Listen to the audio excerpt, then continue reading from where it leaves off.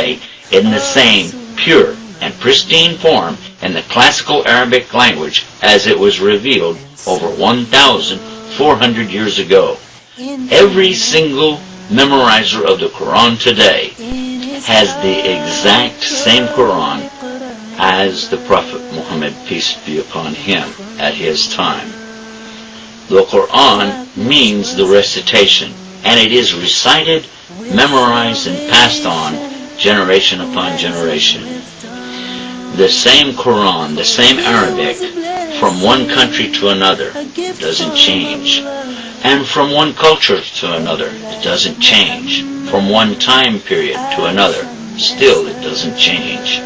Regardless of the nationality or the race or the language of a people, when they memorize the Quran, it is still memorized in the classical Arabic, just as it was 1400. بسم الله الرحمن الرحيم والسماء والطارق وما أدراك ما الطارق النجم الثاقب إن كل نفس لما عليها حافظ فلينظر الإنسان مما خلق من ماء دافق يخرج من بين الصلب والترائب إنه على رجعه لقادر يوم تبلى السرائر فما له من قوة ولا ناصر. There are many miracles within the Quran itself, in its predictions and in its prophecies.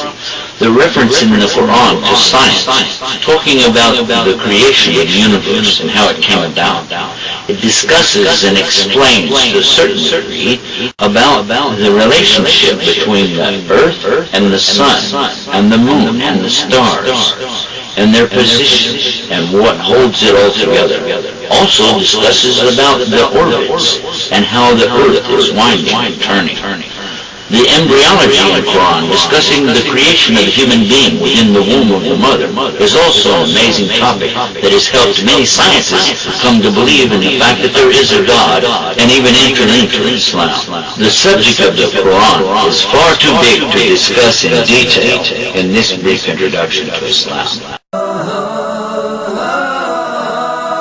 The film you're about to see explains how a human being is created and which stages he goes through to come into existence. This film is about you.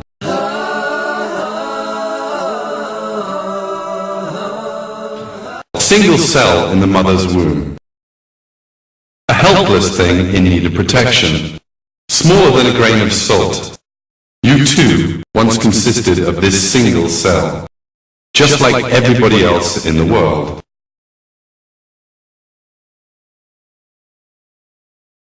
And then this cell divided, becoming 2 cells. Then they divided and became 4, then 8, and then 16 cells. The cells continued dividing.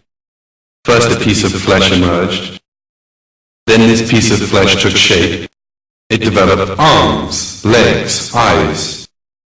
It grew 100 billion times larger than the initial cell, and 6 billion times heavier.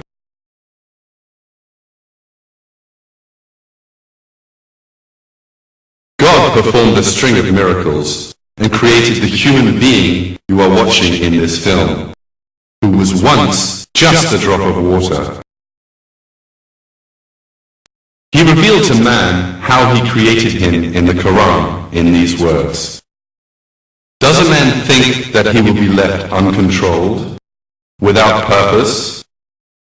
Was he not once a drop of ejected semen? Then he became a clot. So he created and fashioned him, and made him into 2 sexes, male and female. Is he who does this not able to bring the dead to life?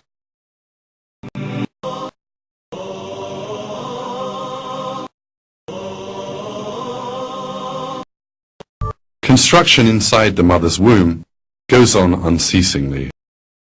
Some of the cells undergoing change suddenly begin to expand and contract. Following that, hundreds of thousands of these cells come together, and these make up the heart.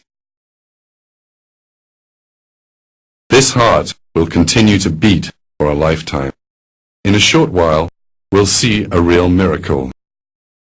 These cells, which stand independent of each other, are in fact vein cells.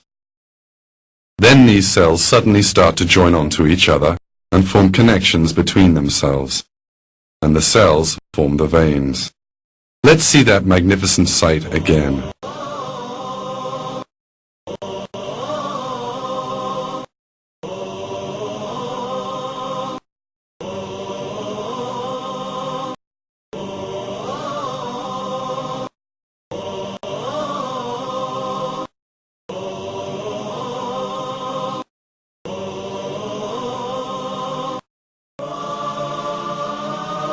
How have these cells learned that they have to form a vein, and how can they do it?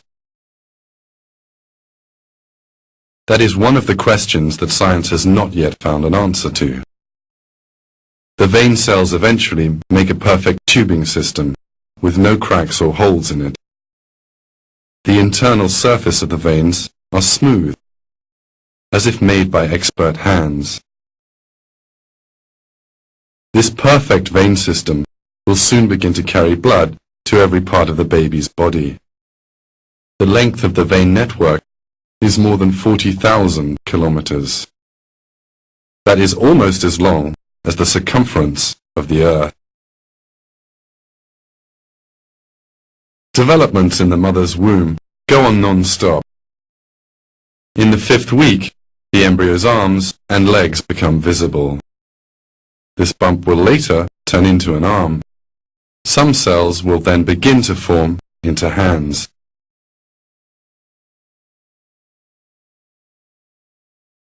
But in a while, some of these cells will do a most surprising thing. Thousands of them will commit mass suicide.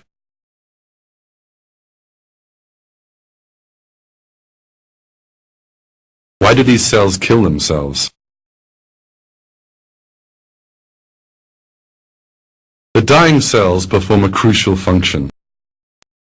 The bodies of these cells, which die along a specified line, are necessary for the formation of fingers. The remaining cells begin to eat the dead ones, and empty spaces appear in these regions. These empty spaces are the gaps between the fingers.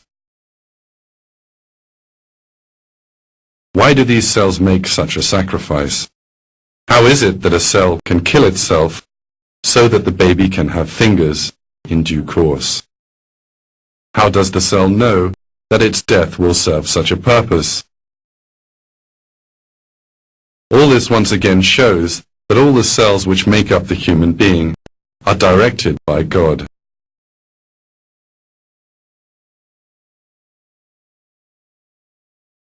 At this point, some cells have started to make legs. The cells cannot know that the embryo will need to walk in the outside world. But still, they make legs and feet for the embryo.